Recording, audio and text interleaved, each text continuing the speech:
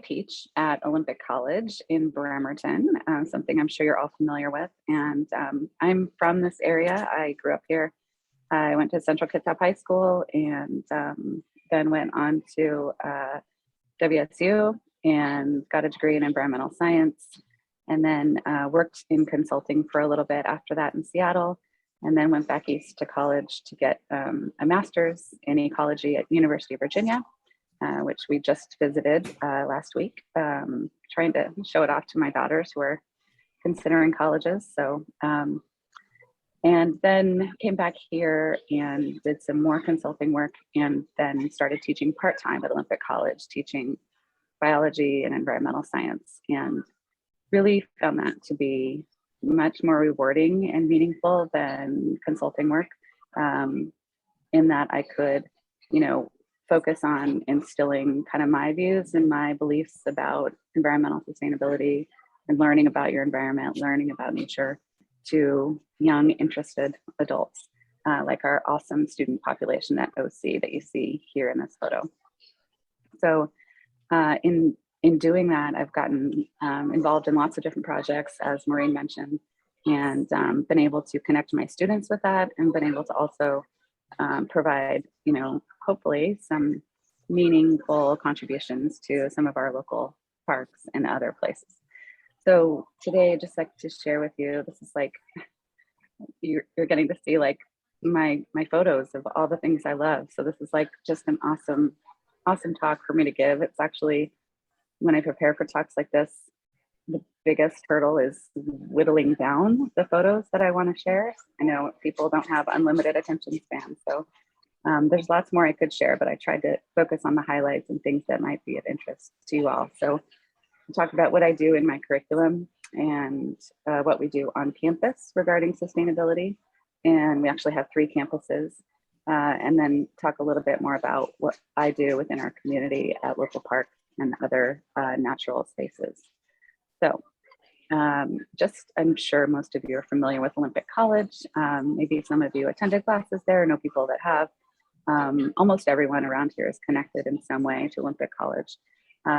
We have 3 campuses, the main one on Bremerton campus. This is very close to this photo. We have one in Paulsbo and one in Shelton. So I've actually taught at all 3 campuses, but I mostly teach at the Bremerton campus, and virtually, of course. So what I do is teach courses that prepare students to receive an associate in arts or associate in science.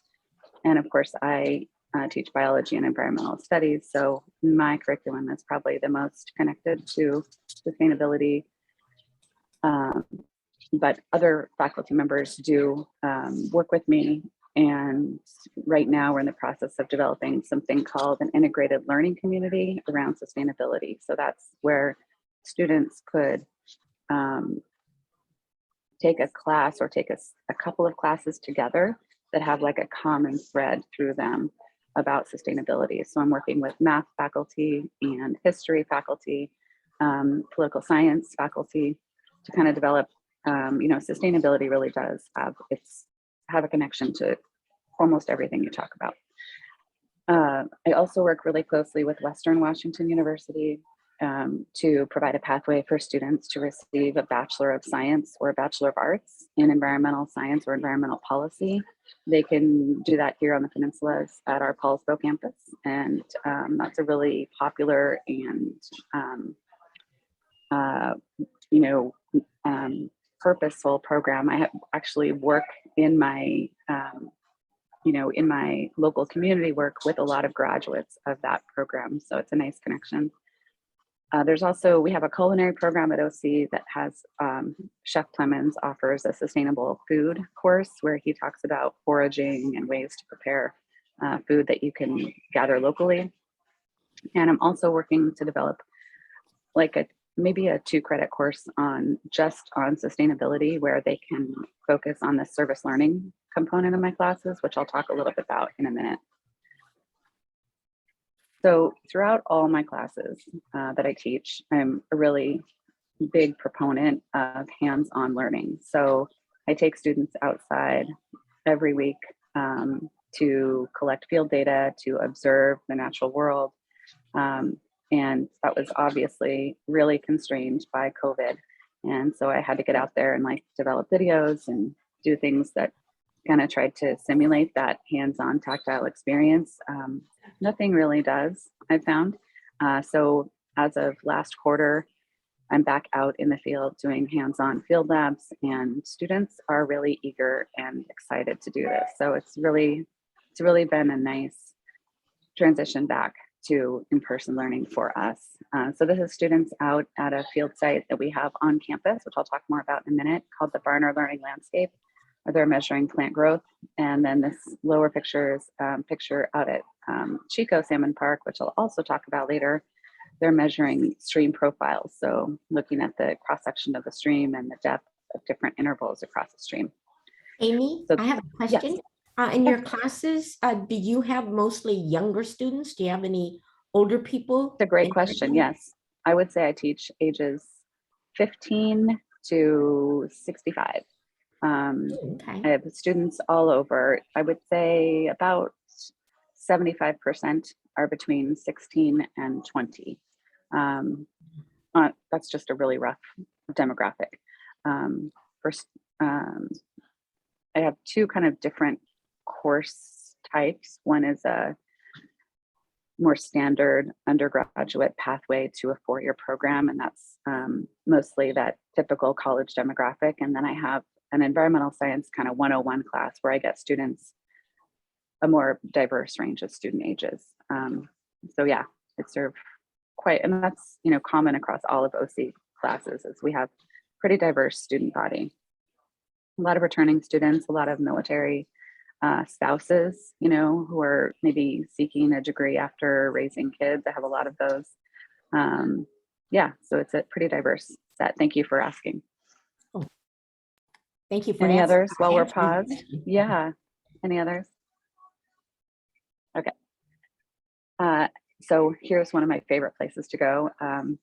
Any guesses as to where this is? Pretty famous tree in these parts. It's the Mountaineers. Well, it used to be the Mountaineers. Good. Yes. That could be a whole separate talk. It is the big tree. It is at the end of a short trail that goes down to probably the largest Douglas fir that I know of in the area. And it's part of the Rhododendron Preserve, which is managed by the Peter Legacy Foundation, formerly the Mountaineers Foundation. Long set of words there, but so I take my students out here, and you know, this is the kind of thing that a surprising number of students have never done, is, you know, even a short walk, not even a mile, down to a place like this is something that a lot of students, a lot of young people don't make the time to do. And so this class and my classes kind of force them to do it. And it's a rare student that comes away from this experience, you know, grumpy or unhappy. Most people are really fueled by this kind of thing. Another big element of my classes that allows me to connect principles like tree growth and invasive species to actual meaningful work is the service learning work that I have them do. So in all of my classes, either they can earn extra credit by doing service learning, or it's a required component of the class. And I offer a whole set of opportunities at the beginning of each quarter, and they can kind of choose what they'd like to do, from tree planting to invasive species removal to sometimes like education type events, like bird walks and things like that. All of these things are available to my students, and it's, I use an honor system where I'm not at every single event. I'm at a lot of them, but it's so far worked out really well. They have to maintain their own log, and they have to make observations about what they did and connect it back to some of the principles we've been learning in class. And it's a really nice way for them to take ownership of what they're learning and have an impact on their local environment in a positive way. So these are the kind of smiles I see a lot. And these are a couple of my students. This is a while ago. This is probably 8 or so years ago at Chico Salmon Park, pulling out knotweed, KNOTWEED. from the stream where these are really particularly nasty plants. They can embed their root network into the actual substrate of the stream and grow in like islands in the middle of a creek. And so these young ladies got out there and just pulled it out. I, of course, didn't tell them to do this. I was a little nervous. I'm always a little like herding chickens out there, like making sure no one's hurt.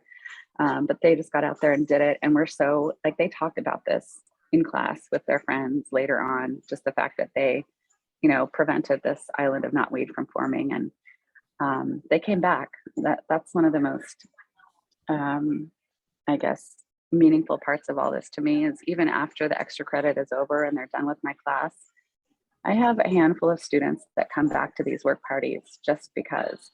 And that's what I'm really trying to do, is cultivate the sense of kind of civic duty, volunteer ethic that a lot of times is absent from younger generations. And so that's, I know, a definite motivator for me.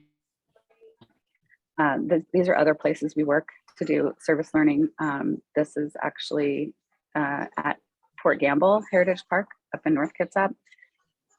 And this is at the Rhododendron Preserve again, where we're actually measuring the understory, meaning the shrubs in the underneath the trees. And obviously this is in a formerly logged site, and this is in a pretty mature forest. So we have kind of standard protocols that we use to measure species diversity, measure the trees in this area too, but focusing on the understory and how that responds. And I'll talk more about this picture on the right in just a second.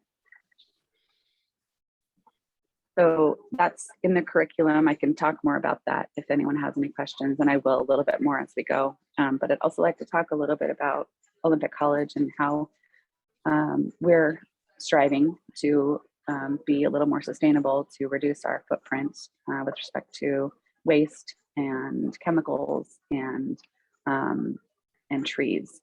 So those are kind of three of our big areas. So we have a structure at OC called the Sustainability Advisory Council. It's a council that advises the executive board and the president, and is integrated within the overall college governance. And this is a council that's made up of faculty, administration, and students. And we can also bring in outside members too. Just recently, we've modified our overall governance model at the college, and the Sustainability Advisory Council was given a role in the governance of the college at the highest level. So that was a big accomplishment for us.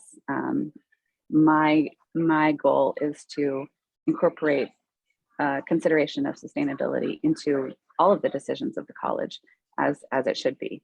So if we're deciding about whether to build a new building or install, you know, a new landscaping feature or purchase different kind of materials, we should be looking to see what options are most sustainable and whether we can make better choices. And there's a lot of new regulations that have just been passed that kind of require that of you know, state entities. And I'm not super plugged into all of that, but our facilities team is, and I work very closely with them.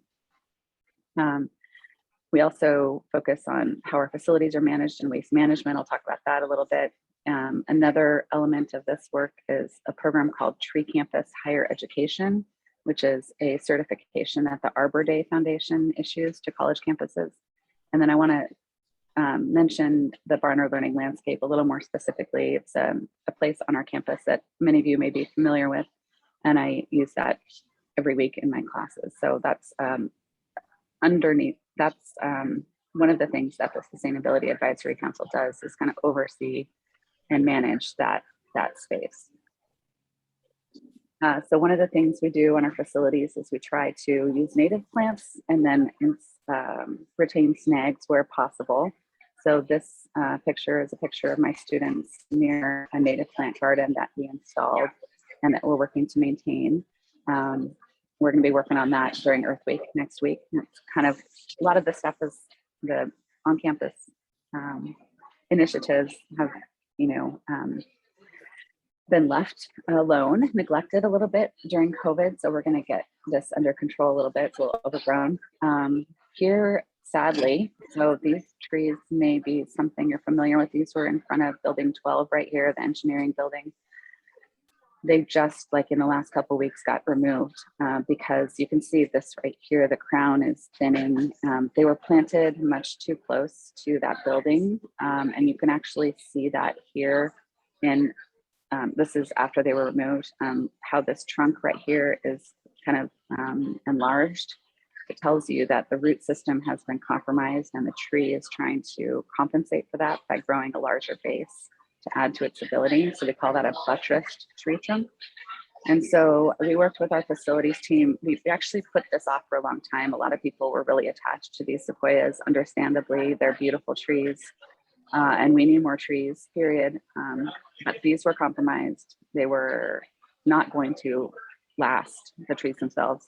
And we're worried about them presenting a hazard. So we removed 3 of them. And I worked with the facilities crew to retain this snag, which is an important source of habitat for birds and insects and fungi and just life. And so it's a bit tall. We're going to take it down a little bit more. The arborist, it's interesting, like people are really resistant to doing this, to leaving a snag. I think people think it's messy. They think it looks weird or funny, but it's really, there's no reason not to. You know, it's not going to hurt anyone. It's not going to fall. This is a little bit on the taller side. So like if the bark starts to peel off, it might start falling. But I feel like a lot of the professional tree services aren't familiar with this technique and they don't really know how tall to leave it. So we're going to get it cut just a little bit more. So that's something I'm working on with our facilities crew to, oops. You guys see that switch? Are we good? Okay. So we also had to remove some sycamore trees right here because we have a sewer line improvement project going. And I tried to get some pictures from our facilities crew showing the roots of these trees growing into the sewer line and how compromised the sewer lines were.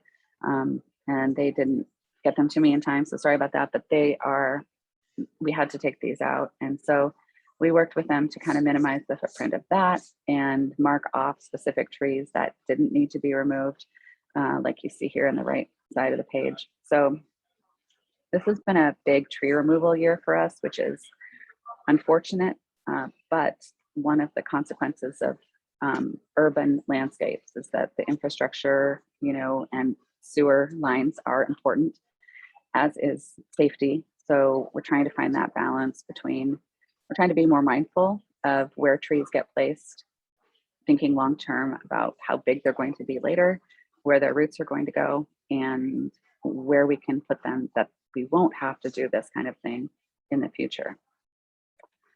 We're also starting a project. This is something I'm pretty excited about too. I'm sure many of you have driven by this strip of lawn a lot in your time in this area. This is right along Warren Avenue there. This is, let's see, what direction is this looking? South, I think. Hold on, Warren Avenue. So Olympic College is over here on your right. And so we're headed that way. What direction is that? Is that south? Anyway, so this is a giant strip of lawn, not super diverse. It's hard to maintain. Our facilities crew doesn't like having to send people out mowing the lawn right here next to a real busy street. There's not great drainage. And this is actually property that's owned by the city of Bremerton. So we're working with the city, we're working with other faculty, and we're trying to get students involved in coming up with some designs for landscaping that's sustainable in this area that would incorporate native plants, maybe a few trees, and maybe things like some large rock or other three-dimensional kind of hard structures. So we're just in the early stages of this now, but it's something I'm really excited about and something that could be a really nice improvement to our area. And this is like the front door of Olympic College. So we want it to look welcoming and nice. We're also working, we've had these three-dimensional signs up for quite some time and they're out of date. So there's been changes to the recycling rules that we've talked about in this forum before. We had a big talk last year for Earth Week about plastics and recycling, and a lot of the plastics don't get recycled and we don't have a market for them. So there are a few small changes to these signs. And so I'm working with Kitsap County to update these. And we're actually having a talk next week from Lauren Liming with Kitsap County Solid Waste to educate our campus, educate the community about what can and can't be recycling and what happens to this stuff after it leaves the bins. We also, as part of Sustainability Advisory Council, have this Tree Campus. It used to be called Tree Campus USA. Now it's called Tree Campus Higher Education. It's a certification program for colleges that establish rules about maintaining and managing their trees and dedicate a budget to it. And also, one of the goals, we aren't there yet, is to have an inventory of our trees on campus and have all the significant trees marked. And so we're working on that right now. We've identified about 12 significant trees on campus, and we've labeled them with these markers. And so you can go up, this is kind of twofold. It's educational, but also it helps alert our facilities crew and any of our contractors that are on campus. If they see one of these signs, they know it's a tree that they should be careful, not just obviously not cut that tree down, but also looking around that tree and preventing or minimizing any impact to the soil or root system around that tree. So you can use your phone and look at the QR code, and that will take you to specific information about that tree, about not just the type of tree, but also that particular tree at OC. This was a student-led project. So the student right here, the student that was actually, I should go up, Kelsey, she kind of led this effort. And so that's one of the things I really like to do with these initiatives is have them be as student-led as possible. There's so much that could be done. And I feel like to give them the energy that they're due, like this Tree Campus program, it really does take some student leadership and student initiative to make it happen. So this is definitely student-led, and we're having an event on Monday in 2 days at OC to plant some trees to help make up for the ones we've taken down. And I'd like to kind of rally the students and see if I can get another student champion or two of this project, because we need to continue this work. And then I'd like to mention the Barnard Learning Landscape. This is a beautiful historic spot on the OC Bremerton campus. So here's the Warren Avenue Bridge. Kind of the picture I showed you earlier was looking at the mountains over here, and then the Warren Avenue strip of lawn is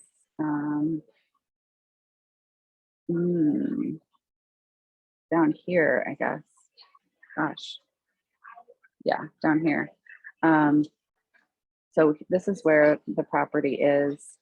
I teach in this building right here, so it's an easy walk for us to get over here and explore some beautiful gardens, beautiful natural spaces, and apply some of the stuff we learn about plants and animals and all that stuff to a real outdoor space.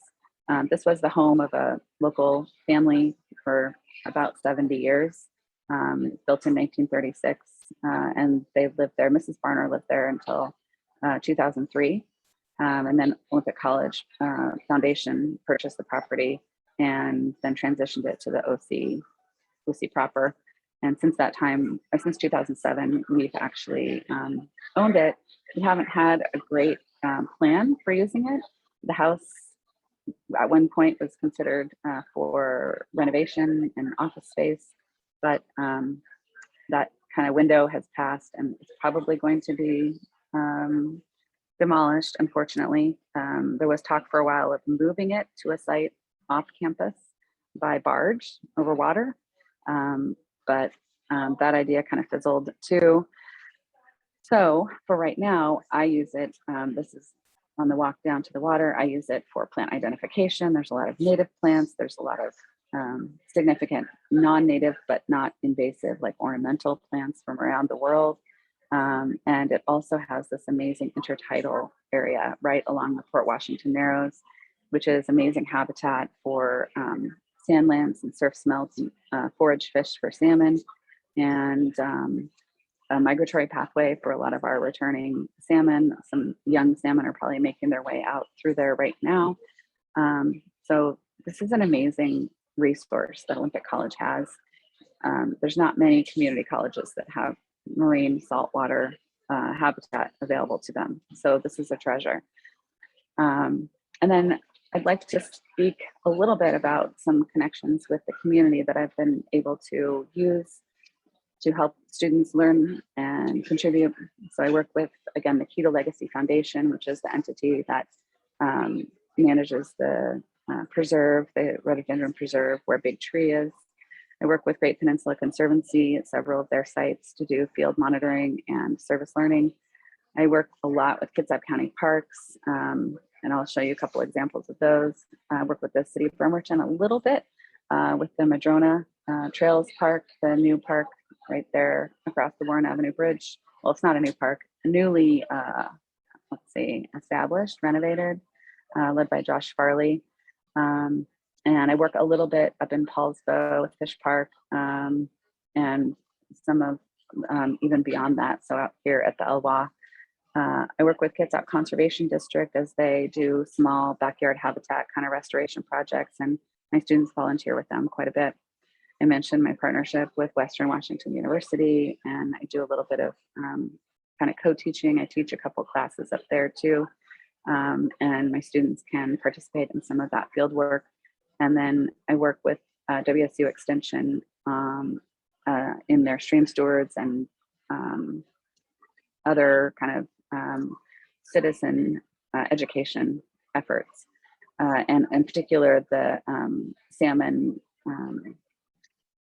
tour event that's in the fall. My students get training from WSU Extension and can go serve as salmon docents out in the field during the salmon tour. So just a few highlights of some of that work.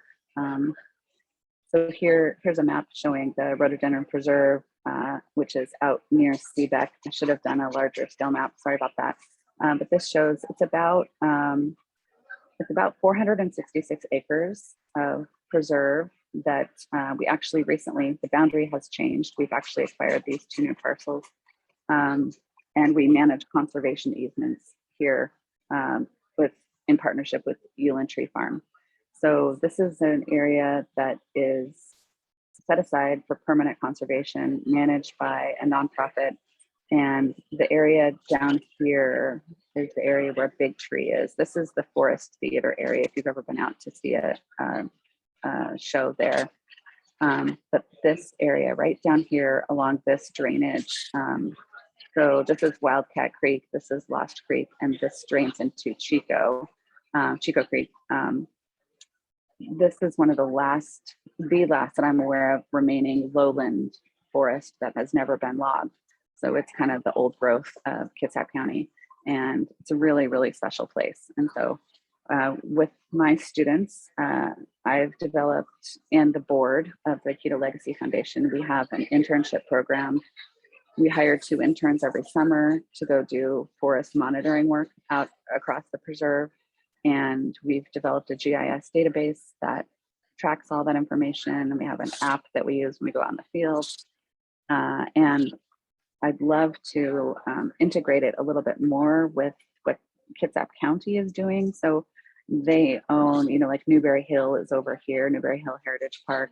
And they've been doing some things that we are considering doing at some of our newly acquired parcels that have been logged by Uland previously. We're trying to implement some selective thinning practices to kind of thin out the monoculture of Douglas fir that we have. And they've been doing that at Kitsap County Parks. So we're collaborating to kind of share data on, how it's worked at their parks, how it's going to work at our land, and incorporate that into our monitoring of what's happening out there. That's really exciting because I get to provide my students with, paid opportunities to learn in the summertime. I also work a little bit with Clear Creek Trail and Mary Earl. We've helped develop some long-term monitoring protocols out at Clear Creek that we've also applied to Chico Salmon Park on the other side of Dyes Inlet, which I'll share with you. So students go out and do monitoring work and lots of other volunteer work. Mary's got tons of stuff going on, and I'm always trying to link my students up with what she is working on. And Chico Salmon Park is kind of my baby. So it's right down here at the other end from Clear Creek. And this is a volunteer stewardship group that established in 2013. So almost 10 years.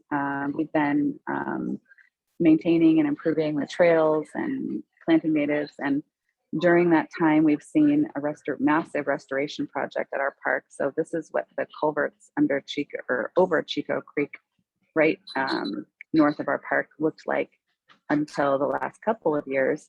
And just this year, they finished a restoration project to remove that triple box culvert and install this bridge. And this allows the creek to migrate back and forth naturally as it would underneath this bridge.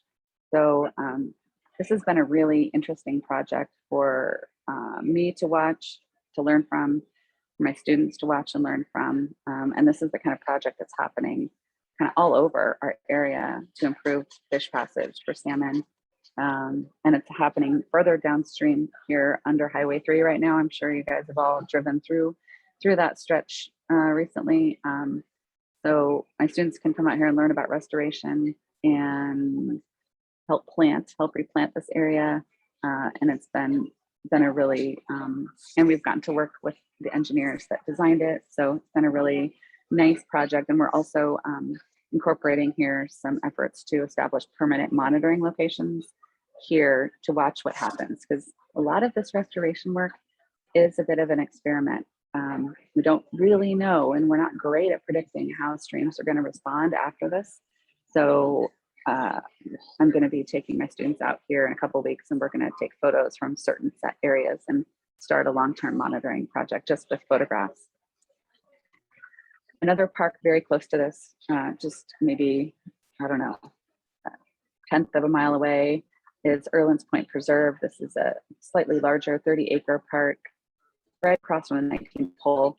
And this one is kind of a hidden gem. A lot of people don't know it's even here. And it's got a pond, it's got some trails, it's got a lot of this, our friend Scotch broom. And so I've been working with my students to remove this, and we've cleared a lot of it out. So this is kind of a zoom in of across the pond. And we've cleared this particular area of Scotch broom and planted some Gary oaks, which are Washington's only native oak, and they're on the decline everywhere. So we're kind of trying to restore, create a small Gary oak grove here at Erlin's Point. They like sun, and so this is a nice sunny area to hopefully establish a forest. It's going to take a while. These trees, I don't even know if you can see it here. This is when two of my students planting them. That's it right there. It's not, they're not impressive yet. They will be, but eventually, maybe if we can get some trees growing out here, we can shade out the Scotch broom, and that's surely a lot easier than pulling it all up. Another thing we've been experimenting with out here is taking the Scotch broom that we've pulled and chipping it. So the Parks Department will bring a chipper out and we'll just spread it instead of hauling it off. A lot of what happens with the noxious weeds that we pull, like ivy or Scotch broom, is they get bagged and sent to a landfill, which hurts my heart. The closest landfill to us is in Arlington, Oregon, and that's far. And I feel like this is organic material that if we treat right, we can just handle places like this on site. So we're experimenting with that. Here's some students planting with Kitsap Conservation District, and I remember this group of students, they were very reluctant to go outside. They didn't want to be uncomfortable. They didn't want to be wet. They didn't want to be digging holes. And these students came back and were so jazzed by their experience. They were so proud of themselves. And I love it when they do something outside their comfort zone and come back feeling like I'd do that again. And here, close to where I'm sitting right now, is the massive restoration work that's been done out of the Elwha River to remove two large dams. And this is looking at the upstream side of the upper dam, the Glines Canyon Dam. They removed it, but left the overlooks in place, the kind of the sides of the dam in place. And we go out to the site regularly and help monitor some trees that were planted in the former lake bed by Western Washington University researchers. So this is an extreme field trip. So this one takes a while to get to. I usually only do this once a quarter, and you have to hike in like a mile or two to get to this site at least. And so this is a big one, and it takes a special. I don't require this of my students. This is always extra credit, but I'm sure that they all remember it. It's a really big one. And then I wanted to close with just a plug for some of the work we're doing this year for Earth Week, which is next week. So very timely that I'm speaking to you all. One of the things we're going to be doing is planting trees. We started last month with planting right here in one of our kind of lawn strips. And this is one of our heritage trees on campus, the Armenian oak. This is one that's labeled, and we'll be talking about our heritage trees as part of the tree planting event. And I wanted to share with you this link, and it works. Let's see if it'll work. Click through to the live site. Oh, did it work? Probably didn't work. If I click, let me see. Are you seeing me show on my screen? No. Here, let me try something. I'm going to stop sharing and reshare.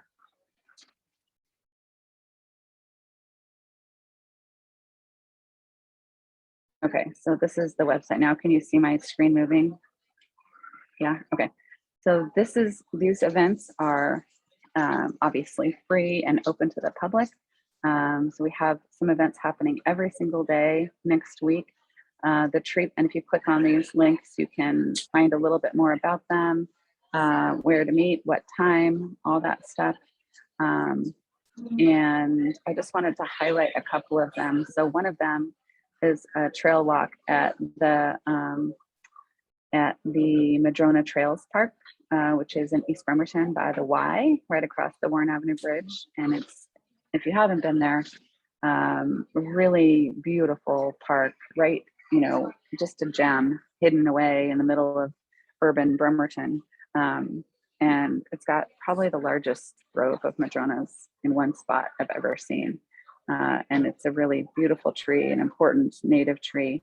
And Josh Farley, the Kitsap son, has been unbelievable in his energy to restore the trails, build the trails, make signs, gather a huge group of supporters as he does.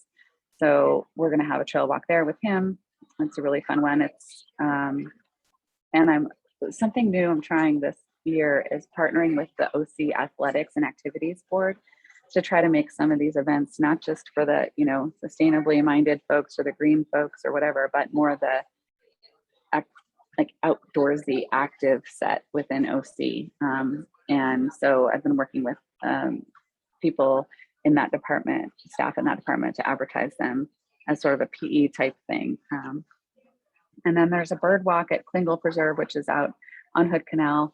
I'm doing a tour of Barnard Learning Landscape at noon on Tuesday, and that's open to everyone. And then one other thing I wanted to mention too, and if you have questions about any of these events, feel free to ask. We're working with Kitsap County Public Works Stormwater Division, and maybe you've seen this around. Let me see if I can click through to this. Might take a second. So can you see that screen okay? You seeing the smiling person doing art? Yeah, okay.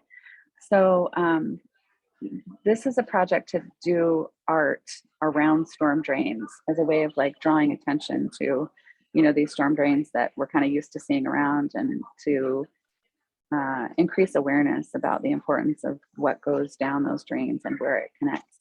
So I'm working with Kim, and we were really excited that she decided to have the project at Olympic College this year. And so we picked 5 different sites within OC, 5 different storm drains. And right now, the call for proposals is underway. And she has agreed to, and so this is a close up of each of them.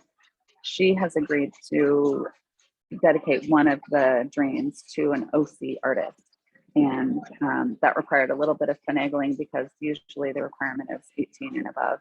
And we do have a lot of running start students that can be younger. So she's allowed us to do that, which I'm really excited about. So she's going to give a talk about that on Wednesday. That's going to be a Zoom talk for anyone that's interested or knows artists that are interested in that. And they'll paint those and do those in the summertime. So right now they're just evaluating proposals. Amy, who is that you're speaking about? Her name is Kim Pleager. I think that's how you say her last name. Do you see it right here? Not yet. Oh yeah, I do. I do. Yeah. Thank you. Yeah, and that talk is on Zoom. So we have a nice mix of Zoom events, in-person events. We have a climate talk that is led by a local climate expert, John Doherty, that I coordinated with Sunrise 350 to arrange that speaker. And we have some young students involved in a student climate action group that are going to be speaking with him. We're also going to be doing with Chef Clemens a sustainable snacks event where you can learn about and taste items that are harvested locally. One of the things that I learned about this year is that the big leaf maple flowers, that we're seeing everywhere right now, the bright green kind of cluster of flowers, those are edible. And he's going to be making I forget what he's making, but I've been gathering them with my students. He's making some infused fir and cedar water nettle soup. So that should be good. And that's in person. And then one other kind of cool partnership that I wanted to just mention is later on in the month, so not really part of Earth Week proper, but on April 30th, I'll be doing with Kitsap Bank. Kitsap Bank has or had before COVID and is restarting now kind of Earth Day event with all of its employees every year. And so they've selected Erlin's Point Preserve as their park this year, which I'm really excited about. And we're going to get more than 100 volunteers out there to help us with that Scotch broom and with ivy, which is another big problem, and also watering some of those baby oaks that we've planted out there. So, so I'm really excited. I was telling my family, next week is like my Super Bowl. So this is like when it all comes together and I really get to do a lot of fun things. And I'm really excited about it. I'm really thankful that I got to share it with you all.